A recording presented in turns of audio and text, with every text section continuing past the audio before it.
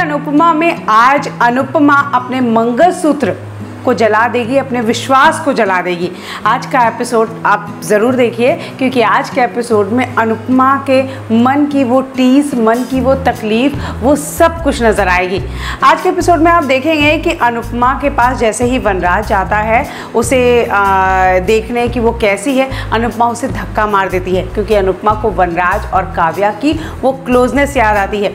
यहाँ पर अनुपमा की दोस्त भी रहती है, वो अनुपमा को संभालने की कोशिश करती है, लेकिन अनुपमा पागलों जैसा बर्ताव करती है। उसकी पूरी दुनिया लुट गई है, उसका पूरा विश्वास लुट गया है। वो यहाँ पर इस कदर उसकी हालत इस कदर हो जाती है कि वो वनराज की तरफ देखना भी नहीं चाहती, बहुत पागल सी हो गई है, भागने की कोशिश करती है।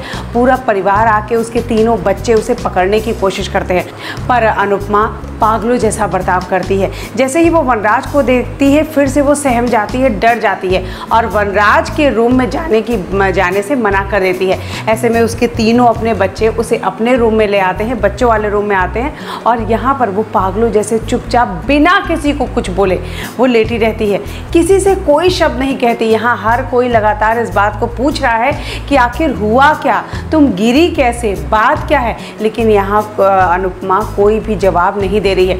बच्चे बहुत रो रहे हैं कि आखिर उनकी मम्मा को हुआ क्या है। वहीं दूसरी तरफ अनुपमा की दोस्त देविका यहाँ पर वनराज से सवाल करती है कि ज़रूर तुमने और काव्या ने कुछ किया है जिसकी वजह से अनुपमा की यह हालत हुई। वनराज इस बात को डिनाई करने की कोशिश करता है, लेकिन यहाँ पर देविका बताती है कि वो तुम्हारे कमरे से, यानी काव्या तुम्हारे कमरे से भाग रही थी, ये मैंने देखा। उसकी ईयररिंग तुम्हारे कमरे के बेड पर मिली है। आई एम श्योर कुछ तो हुआ है। और इतना ही नहीं, वो देविका यहाँ पर काव्या को भी धमकी देती है कि अगर अनुपमा के इस हालत की वजह तुम दोनों निकले तो तुम दोनों को जेल की हवा खानी पड़ेगी, मैं छोड़ूंगी नहीं। ये बात जैसे ही कहती है, वनराज बहुत परेशान हो जाता है। पूरे घर वालों को समझ में नहीं आ रहा है कि आखिर बात क्या है, हुआ क्या है, ये इस तरह क्यों बर्ताव कर रही है अनुपमा, कुछ बात क्यों नहीं कर रही है। वहीं दूसरी तरफ संजय भाई को समझ में आ जाता है कि ये सब कुछ वनराज की वजह से हुआ है।